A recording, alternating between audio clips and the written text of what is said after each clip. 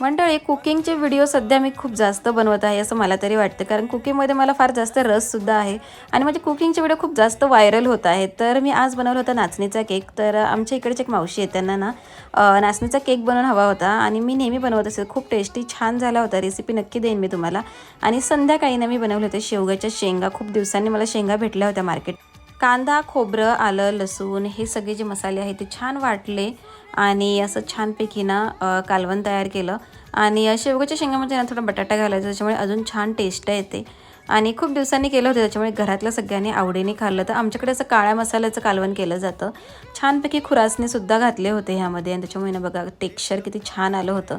शेवग्याच्या शेंगाचं कालवण तर सर्वांनी पोटभर खाल्लं. यूट्यूबवर ना एक ट्रिक हॅक होत होती, ते म्हणजे ना जर नारळाचं असं कवच काढायचं असेल ना, तर अशा प्रकारे ना गॅसवर ठेवा. पण मला काही हे पटलं नाही. मी नंतर हातानेच ठोकून ठोकून काढलं तर खूप छान निघालं. तर ही ट्रिक अजिबात वापरू नका.